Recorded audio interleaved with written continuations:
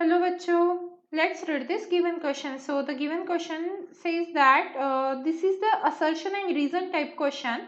तो हम सबसे पहले assertion पढ़ लेते हैं. assertion में क्या कहा गया है? In series LCR resonance circuit, the impedance is equals to the ohmic resistance. तो assertion में क्या बोला जा रहा है कि मान लीजिए हमारे पास resonance condition है LCR circuit के लिए, तो जो इम्पीडेंस होता है वो रेजिस्टेंस के इक्वल ही आता है, ऐसा असर्शन में कहा गया है. अब उसके लिए रीजन ये कहा जा रहा है क्योंकि रेजोनेंस में क्या होता है, inductive reactance exceed the capacitive reactance. तो ये रीजन दिया है. अब हमें देखना है कि असर्शन ट्रू है या नहीं.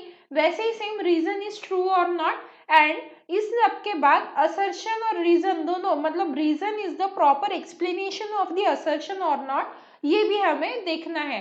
तो हमें A B C D E में से करेक्ट आंसर को सिलेक्ट करना है. तो इस क्वेश्चन को सॉल्व करने के लिए हमारा की कंसेप्ट क्या रहेगा? की concept to solve this question is in series resonance circuit, in series resonance circuit,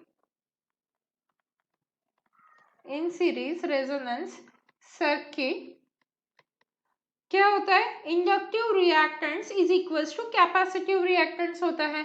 तो यहाँ पे हम लिख लेंगे inductive reactance is equals to capacitive reactance.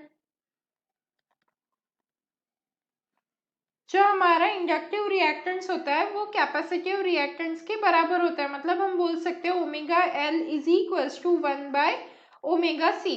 तो ये होती है हमारी रेजोनेंस की कंडीशन. अब देखते हैं असर्शन ट्रू है या नहीं. इससे ये तो साफ हो गया है कि जो हमारा रीजन है वो फॉल्स दिया है. तो यहाँ पे हम लिख लेंगे जो रीजन है वो क्या है? फॉल्स है, मतलब वो गलत है. अब असर्शन को चेक कर लेते हैं कि रेजोनेंस कंडीशन में जो इम्पीडेंस है वो रेजिस्टेंस के इक्वल आता है या नहीं आता है. तो इम्पीडेंस कैसे कैलकुलेट किया जाता है? अंडर रूट ऑफ, यहाँ पे आ जाएगा हमारा आर स्क्वायर प्लस ये हो जाएगा हमारा ओमेगा एल माइनस 1/ओमेगा सी का होल स्क्वायर. अब क्योंकि ये दोनों सेम ही है तो इनका जो सम या सब्ट्रैक्शन जो भी है, ये टर्म का फाइनल आंसर क्या आ जाएगा? 0. मतलब हमें क्या मिल गया? z is equals to under root of R square. तो इम्पीडेंस इज इक्वल्स टू क्या हो गया? रेजिस्टेंस हो गया. तो जो असर्शन है हमारा वो क्या है? करेक्ट है. तो असर्शन इज ट्रू. और वही जो हमारा रीजन है वो क्या है? फॉल्स है. तो अगर हम इस बेसिस पे करेक्ट आंसर सिलेक्ट करें तो हमें क्या मिलेगा? A is true but R is false. मतलब option C is the right answer for the given question. Hope you understood it well.